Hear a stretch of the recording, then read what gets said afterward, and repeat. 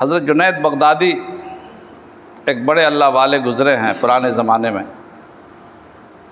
ان کی تمنا تھی کہ اگر میری ملاقات ابلیس سے ہو جائے تو ایک سوال کریں گے.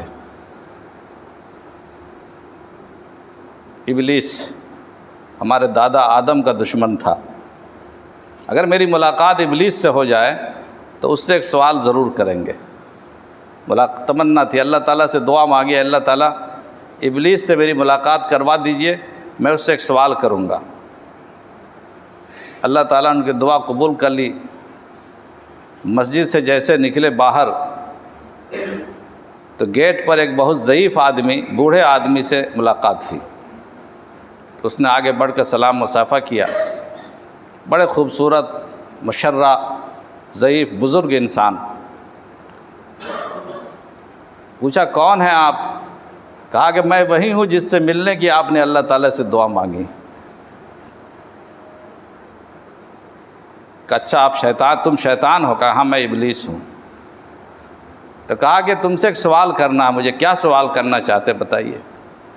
کہا کہ تم اتنے دنوں اللہ تعالیٰ کی صحبت میں رہے، ملائکہ کی صحبت میں رہے، فرشتوں کو تم نے پڑھایا، اللہ کو اتنے قریب سے تم جانتے ہو جتنا کوئی نہیں جانتا.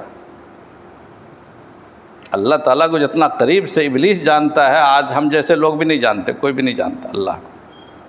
اتنے دنوں تم ملائے اعلیٰ میں رہے، خوب جانتے ہو، اللہ کی عظمت کو جانتے ہو، اللہ کی قدرت کو جانتے ہو، اللہ کی طاقت کو جانتے ہو. پھر کس بنیاد پر تم نے اس دن تم نے اس دن اللہ کا حکم ماننے سے انکار کر دیا؟ کیوں انکار کر دیا؟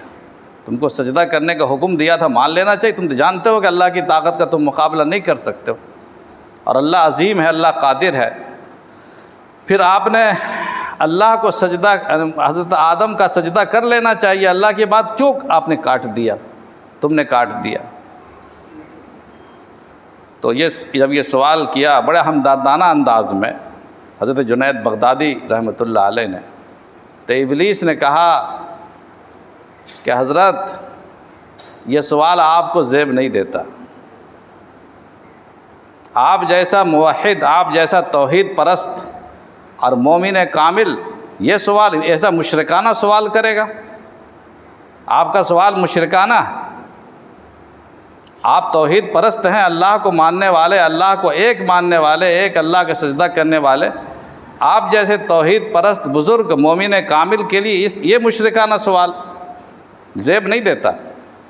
اس لیے کہ میں نے حضرت آدم کا سجدہ کرنے سے انکار کیا، اس لیے کہ آدم